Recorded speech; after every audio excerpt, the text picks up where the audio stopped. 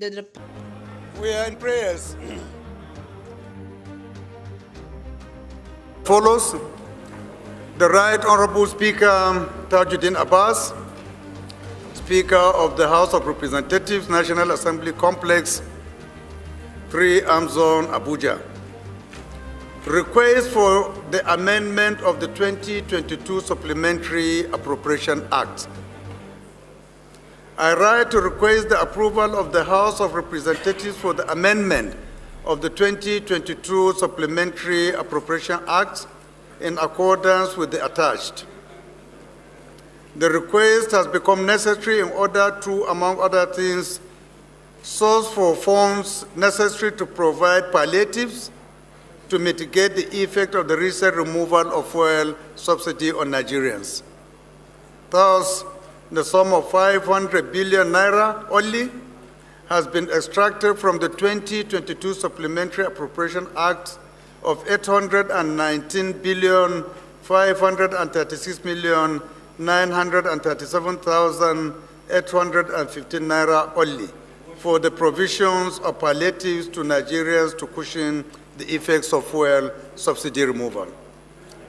While I hope that the House of Representatives will consider this request expeditiously, please accept, Right Honorable Speaker, the assurances of my highest consideration.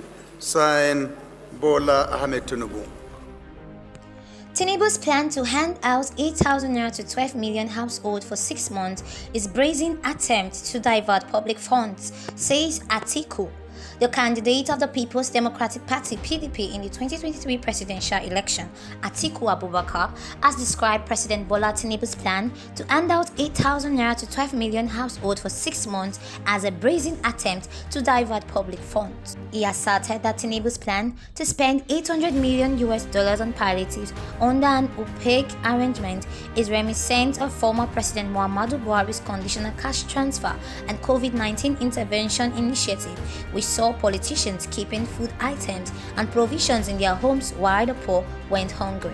The Special Assistant in Public Communications to Atiku, Mr. Frank Shaibu, made this known in a statement signed on Thursday, noting that Buhari's interventionist programs only ended up making Nigerians poor, as shown in a report released by the National Bureau of Statistics. He claimed that Tinubu lacked a clear economic policy apart from taxing Nigerians. Shaibu said that having deceptively attained presidential power, Tinubu has been exposed as an economic illiterate. According to him, Tinubu ought to have focused on putting money into the agricultural sector, subsidizing production, and working at attaining energy security if he was serious about reviving the economy. He said, and I quote, "After announcing the removal of petrol subsidy without proper planning, Tinubu has asked for the approval of $800 million loan, which he claims will be disbursed to 12 million households for 6 months at 8,000 naira for each household per month. This is a continuation of the scam of the All Progressive Congress." According to statistics, a Nigerian household as at 2019 counted on an average of 5.06 members. So with Tinubu's uninspiring plan, each individual in a household will get 1,600 naira per month or 53 naira per day. What should they do with it? Use the money to buy sachet pure water or a cup of boiled groundnut on a daily basis. And this is the man they claim transformed the economy of Lagos State. This must be a joke or a more sinister attempt to divert public funds.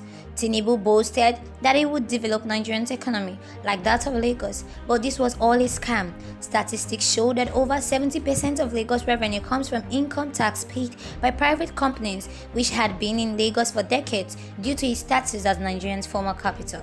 His only plan is to tax Nigerians to death as he did in Lagos, and that is why the people of Lagos rejected him in the last election.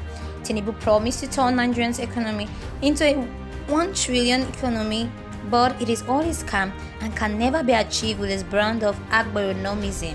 Agriculture makes up about 30% of Nigerians' GDP. It should have invested funds in the production aspect of agriculture and other issues affecting crop yields. The rural areas, which are mostly agri-grants, are in the throes of insecurity. On Tinubu's watch, over 200 people have so far been killed. However, he seems clueless on how to tackle these menaces.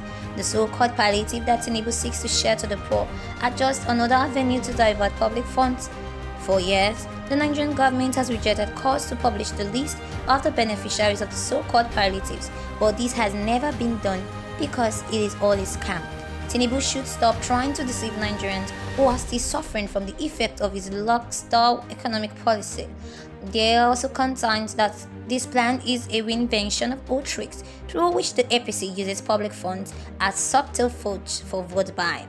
Let no one make any mistake about it. The planned palliative is trader money 2.0. The scheme is nothing but a means to use public funds to prosecute political campaigns and objectives. It is even more telling that the current imposter government is contemplating the initiative when there is high expectation that the Presidential Election Tribunal is set to give judgment in the controversial election that brought Tinubu into government. The APC is a political party that has lost favor with a vast majority of Nigeria, and it is no coincidence that since 2019, when the party invented the charade of trader money, it also controversially introduced the menace of vote buying into Nigerians' body politic. A special investigation into the trader money initiative by the administration of former President Muhammadu Buhari revealed that the Right more than Honorable 20 billion naira was wasted on corruption, kickback, fraud, Speaker and of the House of Pakistan Representatives, National Assembly Complex, 3 Arm Zone, Abuja. Request for the amendment of the 2022 Supplementary Appropriation Act. I write to request the approval of the House of Representatives for the amendment of the 2022 Supplementary Appropriation Act in accordance with the attached. The request has become necessary in order to, among other things, source for funds necessary to provide palliatives to mitigate the effect of the recent removal of fuel subsidy on Nigerians. Thus, the sum of 500 billion naira only has been extracted from the 2022 Supplementary Appropriation Act of 819 billion 536 million 937,815 naira only for the provisions of palliatives to Nigerians to cushion the effects of fuel subsidy removal. While I hope that the House of Representatives will consider this request expeditiously, please accept, Right Honorable Speaker, the assurances of my highest consideration. Signed, Bola Ahmed Tinubu.